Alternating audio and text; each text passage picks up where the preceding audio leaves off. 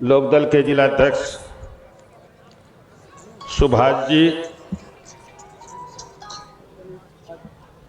और लोकदल के क्षेत्रीय अध्यक्ष,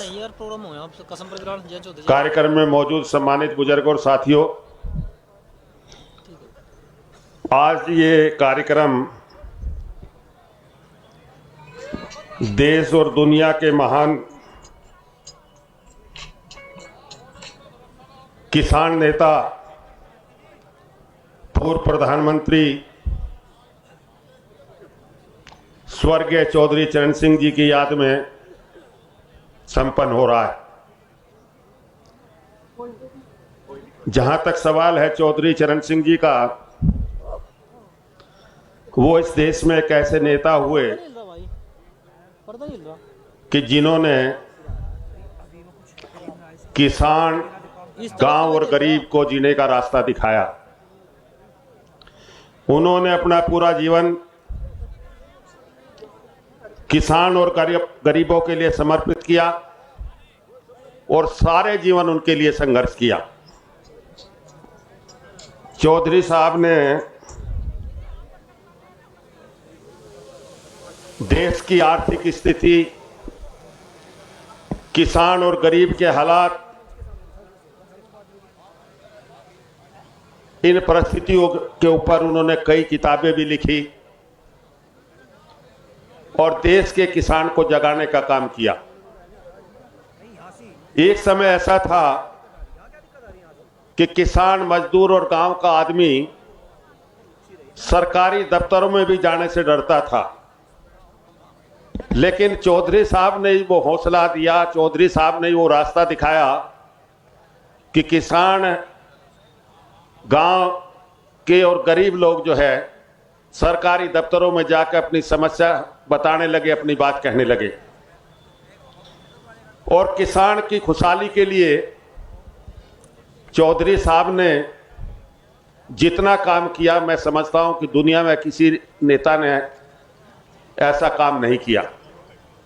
अभी आप लोग सुनते होंगे बहुत सारे प्रदेशों में नक्सलवाद है। नक्सलवाद होने का मतलब यह है कि वहां पे भूमि का असंतुलन है, सही तरीके से भूमि का आवंटन नहीं हुआ, जिस वजह से नक्सलवाद का हालात पैदा हुए। उत्तर प्रदेश देश में सबसे बड़ा प्रदेश है।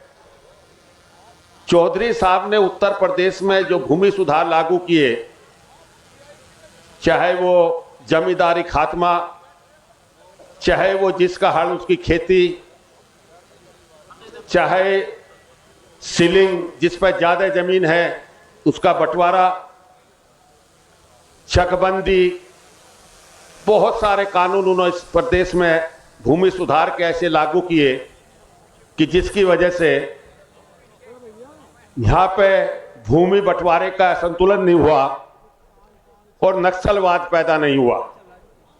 इतने बड़े प्रदेश में नक्सलवाद उत्पन्न नहीं हुआ। छोटे छोटे राज्यों में आप देखते हैं रोजाना कहीं से ना कहीं से खबर आती है कि इतने नक्सलाइट मारे गए, इतने नक्सलाइट ने हमला कर दिया। तो ये चौधरी साहब की देन थी कि उत्तर प्रदेश जैसे बड़े प्रदेश में उनके भूमि सुधारों की वजह से यहाँ के हालात नहीं बिगड़े।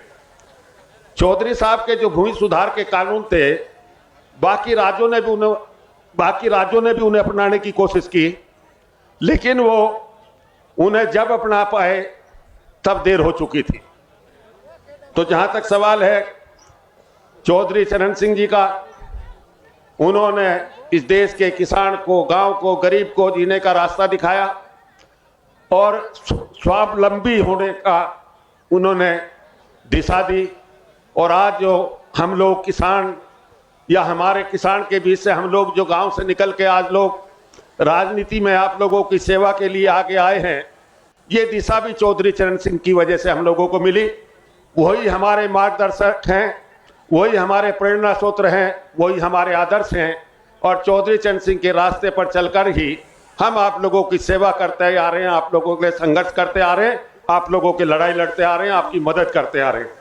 तो मैं समझता हूं कि हम सब लोगों को चौधरी साहब के रास्ते पर चलकर, जो उनका ईमानदारी का रास्ता था, सच्चाई का रास्ता था, हमें उस पर चलकर आगे बढ़ना चाहिए। मैं समझता हूं ये चौधरी साहब को यही सच्ची श्रद्धांजलि होगी। इन्हीं शब्दों के साथ बहुत बहुत धन्यवाद। जय हिंद।